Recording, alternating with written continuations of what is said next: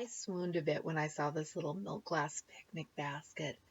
The detail of the basket weave is just so stinking cute. I'm Michelle. This is my romantic tangle. I'm going to have to finally admit that yes, I really do kind of collect milk glass and set rules for my collection the way that my grandma did with hers so that I don't overwhelm myself with it.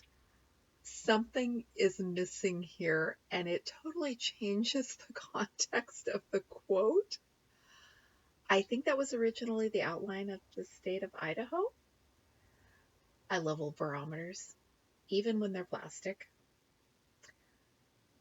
This cute wooden piece, I think, wound up going home with my daughter for a gallery wall she's working on. And I think that wooden piece almost did. There is something about vintage wood, and I think that could have been a floss organizer, possibly, but there's no way I can reach onto a top shelf and pick things up right now, especially things that I don't need to buy. Look at the clay coil vase. They had etched feathers and things into it, and I love that blue peekaboo owl. This owl brought back a lot of memories of when my mom was doing ceramics and the fad with the pieces that they painted and dry brushed, and the really well done ones would fool your eye and make you think they were stuffed animals. I don't remember ever seeing the owl back when Mom was painting that stuff. I saw more pairs of wooden shoes on this shopping trip, although I think that might be the only one that I caught on video.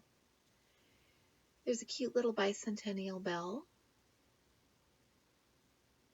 And another, I don't think that's a cherub. I think that's just a pudgy little child. I did find a couple of cross-stitch magazines, and I seriously thought for a minute that this one was going to come home with me so I could stitch those two cardinals. Then I looked at the price, and I can't justify that. I also was really tempted by this clock because the whole thing is stuffed, and it says there on the cover that needles make working clock hands, so is there a mechanism in that? I couldn't bring myself to spend $3 at a thrift store for a used magazine that I wasn't likely to stitch. I love Cradles.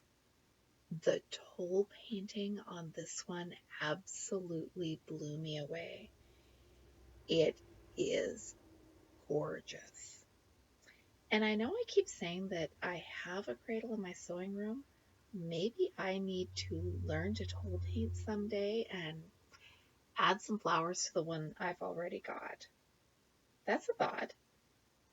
This is a birdhouse shaped like a cathedral.